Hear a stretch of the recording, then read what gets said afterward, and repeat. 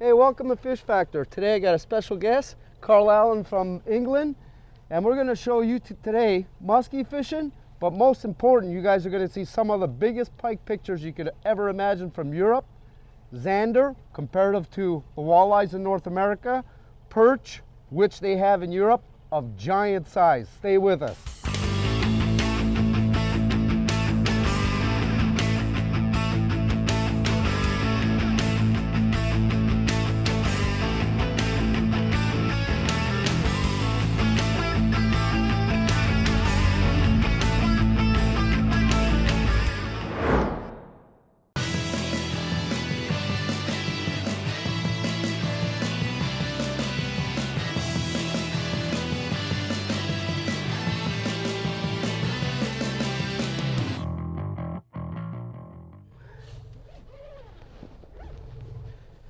Show you guys a couple of baits I really like to use in the fall.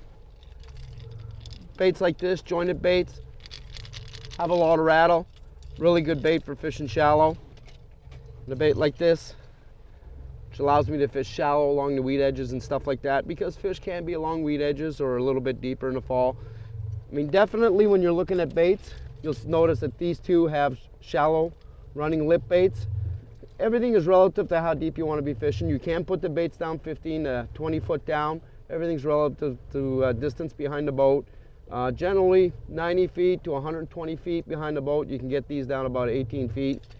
While a bait like this with a little bit bigger lip, you can get it down a little bit deeper, so anywhere between 15 and 90 feet because of the big lip on it.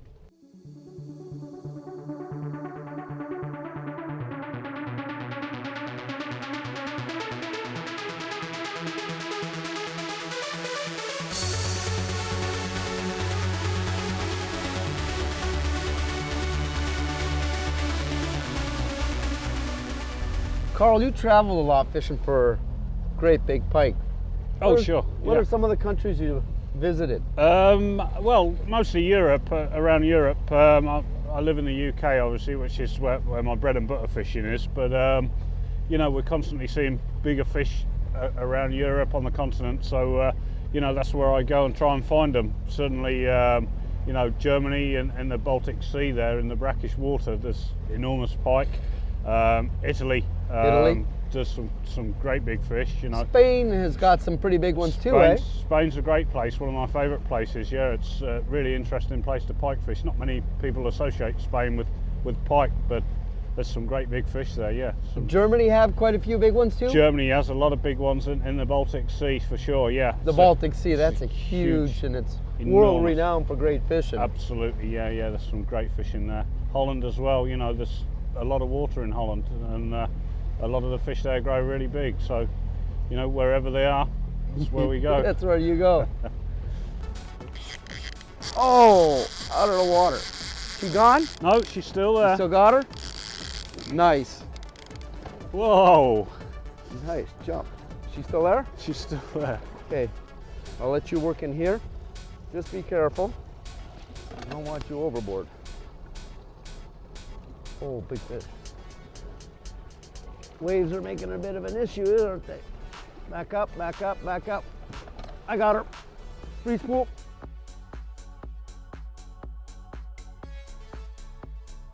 It looks like we're gonna get to tag this one. Number 1436.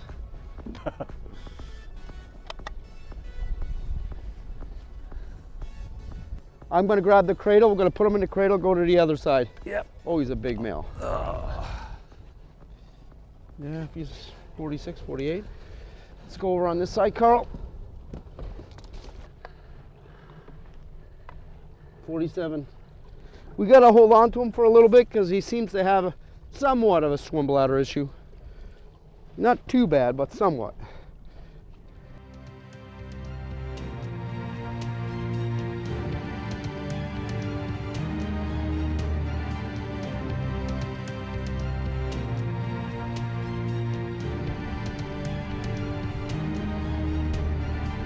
There he goes. You go. He's good. Swim bladder. This is part of the swim bladder issue we were talking about, which fish in current seem to have that problem. They tend to stay at the surface and they fill their swim bladders partially with air. The important thing about it all is you leave the fish. Once the fish stays right-sided, you kind of keep it up and leave the fish alone. Stay in the same general vicinity, but it occurs everywhere, not just on the St. Lawrence. It occurs on Lake St. Clair, it occurs in Minnesota. And it's some of the issues that Carl's also encountered also in Europe, but sometimes with pike.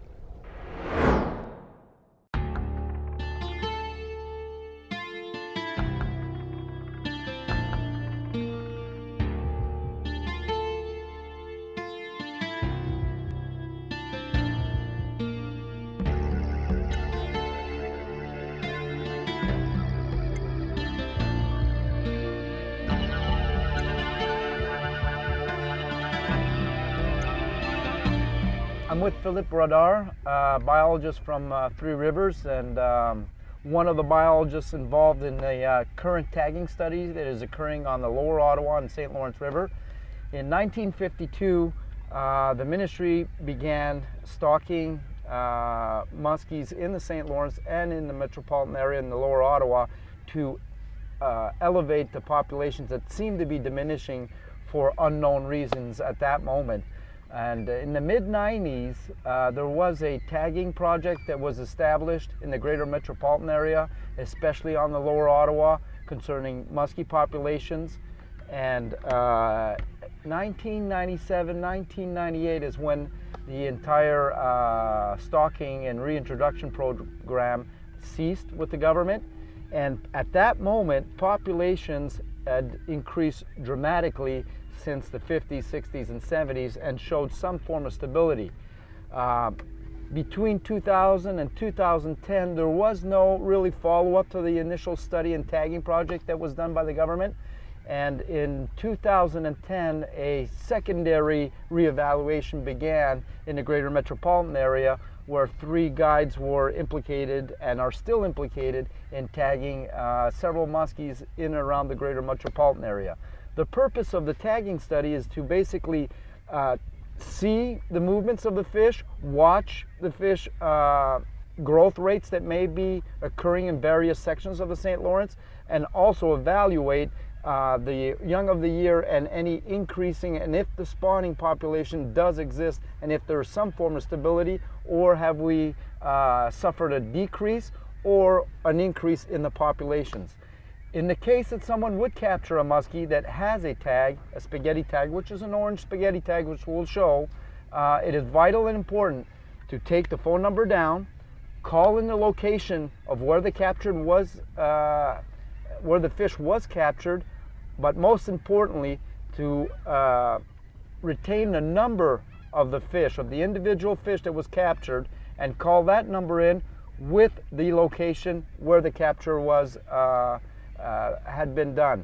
In the eventuality that you're able to measure the fish, it is really important to get as much information, location, length, and the number of the tag and you'll be able to call at the ministry with the number that will show on the tag, which will show, and people can participate in at least allowing us to establish the recapture rates and relocation of certain fish that may have been captured in a certain area and relocated to another area.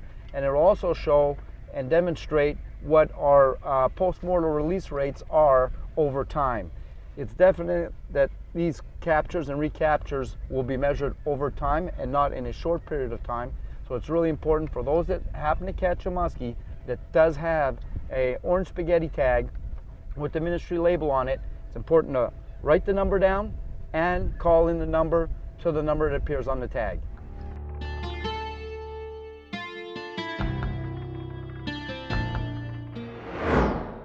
As you can see, we drifted toward shallow water. We had swim bladder issues with this fish. I mean, it means taking time with the fish, but the problem is the fish wants to get down and it can't get down, and they're very vulnerable. They feel vulnerable at the surface. So allowing them to be released in shallow water like this leaves them in a less vulnerable situation where they can stay at the surface and not be as stressed out and feeling vulnerable. Far too many times people just let them go and just like, oh, it'll make it, but the fish don't make it if you don't do it right. And if you're not willing to go the extra length, it's just best not to fish for them.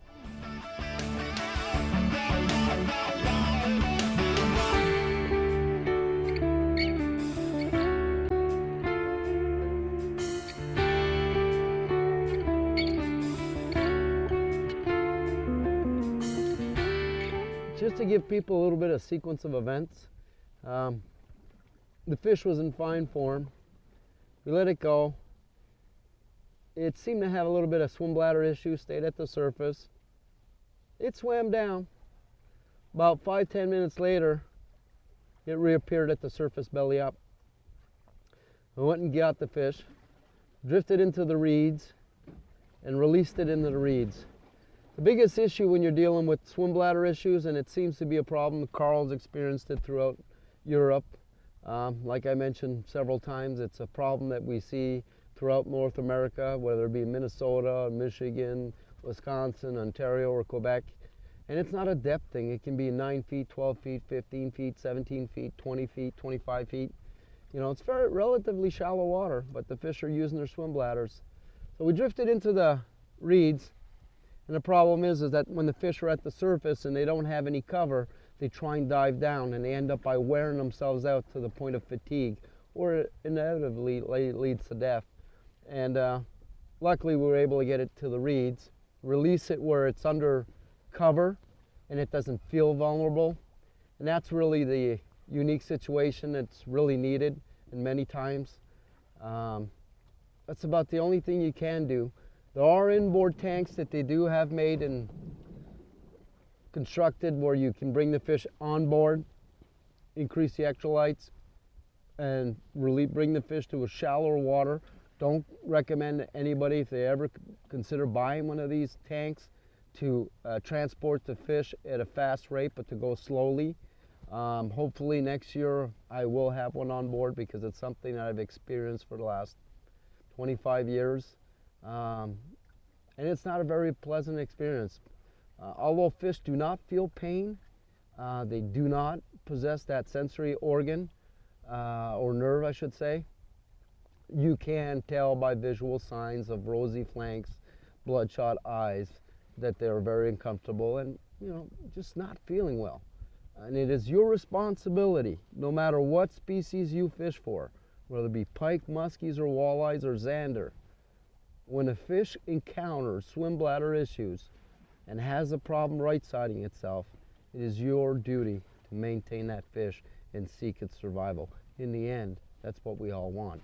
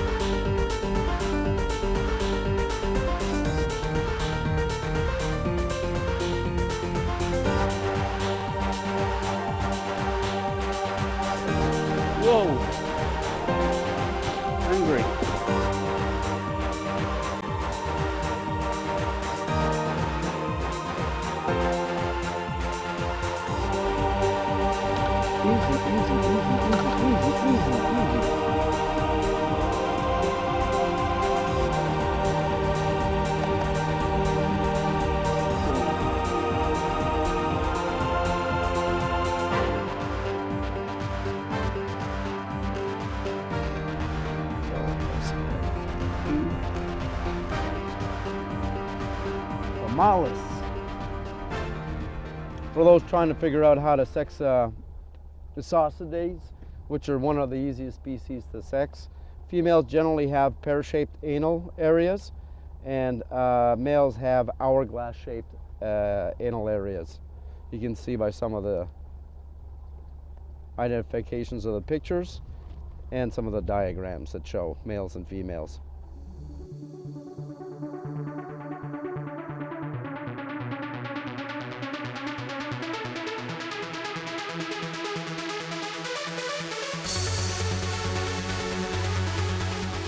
Carl, what are some of the noteworthy pictures and great big pike that you caught? I mean, you showed me over the years some really nice pictures, but throughout the different countries, but you caught some monsters. Yep. Oh, for sure. Yeah. It's, you know, the reason we go is for the monsters, but you know, they're not always the most noteworthy. It's all about the different methods, the different waters. You know, you're learning all the time. Yeah. But you know, fishing on the right waters, the monsters come along. So that's you know. A great Other thing. variations, like from Spain to Italy to the Baltic Sea to England. For sure, yeah. Some Italian. There's a strain of pike in Italy that they're really spotty. They're like the Amur pike from the far, you know, Russia and everything. Yep. Amazing fish, really stunning fish. In Scotland as well, a lot of the fish, they're long, lean, muscular. You know, really nicely marked pike. You do get variations. Yeah, it's good to see all the different color and robe patterns throughout the different countries. I guess a lot of it has to do with the coloration of water and structure they're using. It does, yeah. But I mean, for instance, in Ireland, the pike there, instead of being spotty, they're more stripy. They have long spots to make elongated. Stripes. Yeah, really pretty fish. It's nice just to see the different sort of places that how the pike are slightly different. You caught some big ones over the years, haven't you? I've done okay, yeah. Yeah? What are some of the ones you remember, big ones? Where I live in England, I've had some terrific fish, you know. Mostly not on lures. Where I fish, I mostly fish with dead baits and live baits. But yeah, some superb fish there. And of course now I fish around on the continent, bumping into some incredible fish at times. Yeah, it's. You showed me one picture of one. It was a 40-pound pike, or pretty darn near it. That was yeah, that was a recent capture in Holland. Yeah, superb pike. Yeah, that was a great big one. That, I mean, that rivals some of the muskies that we catch. Yeah, there's not many pike that get to the kind of lengths the muskies get to, but you know, there's one or two special waters where you know, they survive well. They've got a good diet, and they don't get too much pressure, and they grow well. Yeah. How big was that one? That noteworthy one? That one was 52 inches long. That fish. Holy moly! Yeah. That was a great big pike. For a pike, for sure. Yeah. Great big pike. What are some of the big pike you've caught in Italy? In Italy, I've struggled in Italy for big fish. You know, there's big fish there, but I've not yet tangled with the real big ones. Sometimes it's just a weather thing when you show up. If the right conditions are there. Absolutely, timing is the thing. Yeah, there's not it doesn't seem to be a lot of big pike in Italy, and places where they are, they get netted, commercially fished for. Okay. But every now and then a giant comes through, and when they are, you know, when they do get caught, they're real giants. Have you caught some great big ones in Spain? I've had some terrific fish in Spain. Yeah. Yeah. And good numbers of fish in Spain. Good numbers? Yeah. Any 30-pounders? No 30-pounders. We get close, but you know, for sure there's 30-pounders in the waters I fish, and it's just a matter of keep plugging away until you find them. Sooner or later you come across them, right?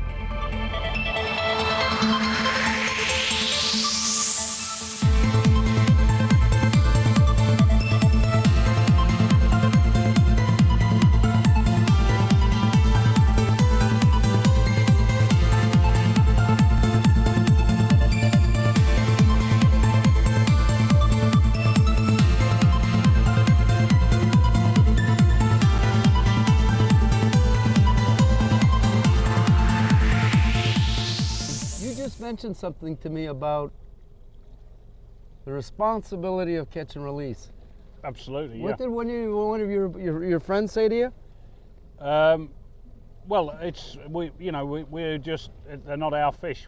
All we're doing is looking after them for the next person that catches them. And it's up to us to make sure they go back strong and healthy and with no scars or marks. You know, we got to take care of them. They're not ours. It's very, very good point.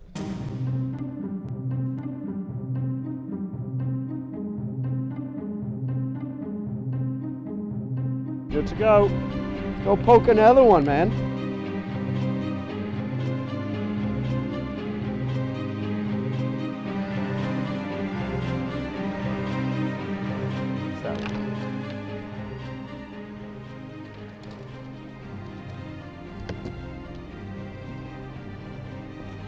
Whoa, little leap there, eh? Good fish. Oh, another nice one. Oi. Another one that just bumped the lure. It's amazing, eh? It really is.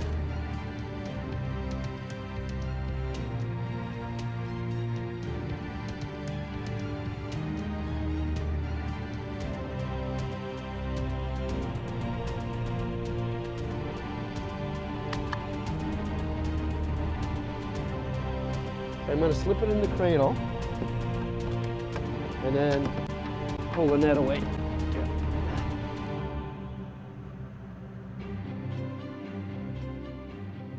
The important thing is, when you want to minimize all out of water handling, keep the net down and swing them into the cradle like this. And this way the fish stays in the water during the whole process. Hold on, we're at 0. 44. 44. Okay. Hold on to her till she swims away. I'll grab a couple of shots. She wants to go. Okay to let her go? Yeah. As you can see, we minimized all out of water handling because of that one issue we had this morning. And simply from the net into the cradle, keeping all air contact away from the fish. In water shots, which you're going to see turn out pretty incredible.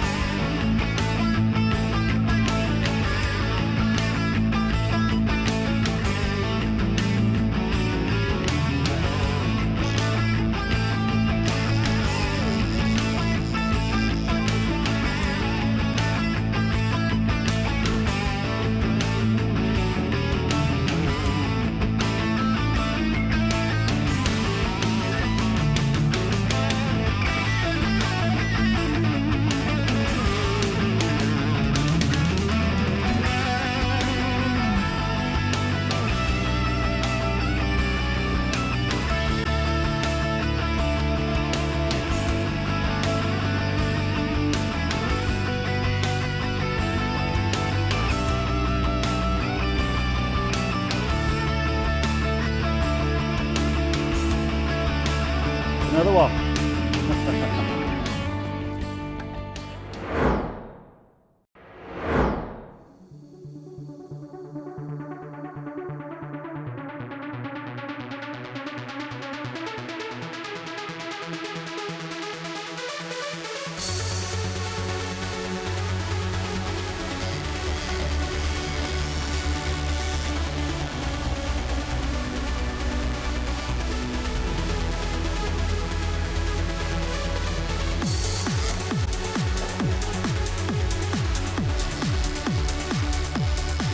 Got him, Carl? Yeah, feels like a good fish.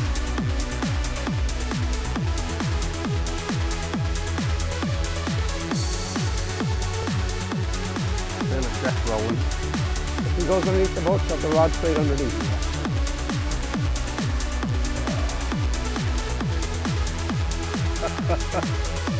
5. Muscalonjos.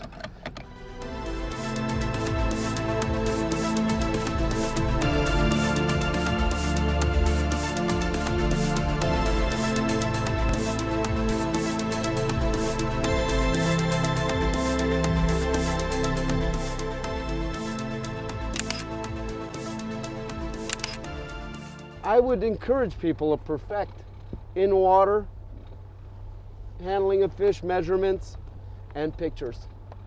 Because in the end, like Carl said, they don't belong to us. It's our responsibility to take care of them for someone else.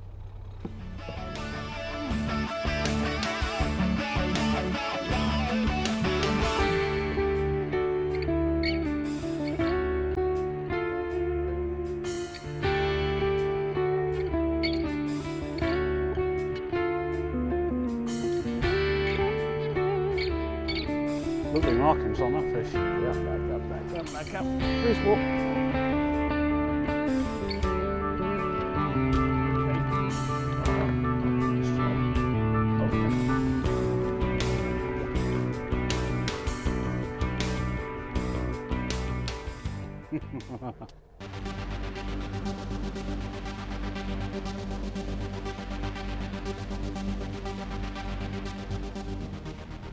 Well, Carl, we're not done our trip yet. We got till Sunday, but it's been a pretty good day and a pretty good week so far. It sure has, yeah. And thank you for sharing your experience of world travel for ESOX. It's been a pleasure. Thank you for sharing your muskies with me. It was wonderful. And folks, remember, as Carl said, they're not your fish. So make sure you take care of them, because someone else is going to have fun with them.